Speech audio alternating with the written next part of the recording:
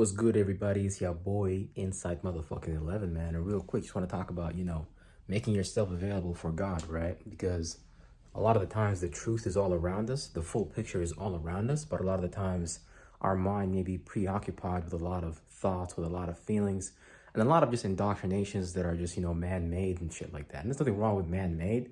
It's just that a lot of the times, man can take something and use it to their advantage for some type of power, for some type of control over another group of people and things like that. That's why we have a lot of a lot of these religious groups and blah blah trying to indoctrinate into their philosophy, their point of view, their rhetoric, their narrative about how you should view life and how you should live life and stuff like that.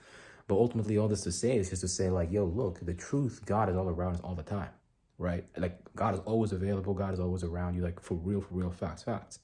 The only thing is that you have to make yourself available for that truth from a non-biased space. Because a lot of the times people talk about, I want to reach, I want to find God, blah, blah, blah, not realizing that, hey, God is in front of you the whole time. God is communicating with you the whole time and stuff like that. Kind of similar to how your cells communicate with each other to figure out what to do about what's next. There's something that's constantly already in communication and stuff like that.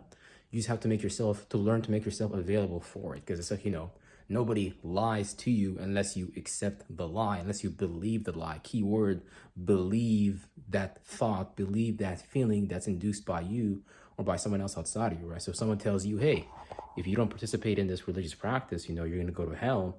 Well, if you believe in that grammar, if you believe in that spell, then you're going to let it affect you and you're going to be put in that space as well, right? Versus actually understanding what space was someone in the first place to tell you such a thing like that, right? For someone to sit back and tell you, hey, like, you're going to hell if you don't participate in this, chances are they're probably already in hell themselves and shit like that, right?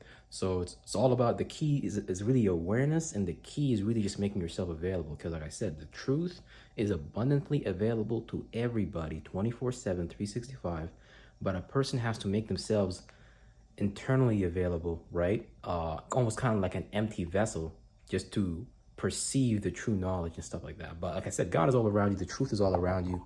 No one could lie to you unless you let them lie to you and stuff like that. And a lot of the times when people are lied to, it's just based upon like early age, childhood indoctrinations and stuff like that that they may have grew up in. So that becomes like their system or their methodology or their view of how they view themselves and how they view life and stuff like that. But that's another topic when it comes to indoctrination. But yeah, God is available, the truth is available. Just make yourself available and you will perceive the holistic nature of something rather than operating from a biased internal perspective that we may not even be aware of. That's not going to make the full truth about a situation available, right? Because a lot of people talk about, oh, they was taken advantage of, or somebody did something to them and blah, blah, blah. But little does that person know was that they were observing that situation, circumstance from a point of view that was half truth. So it doesn't allow them to come to the truth when it comes to why were you in that situation in the first place? Like, if someone took advantage of you, why did you allow it? Let's say, for example, someone was dealing with like a narcissist, right?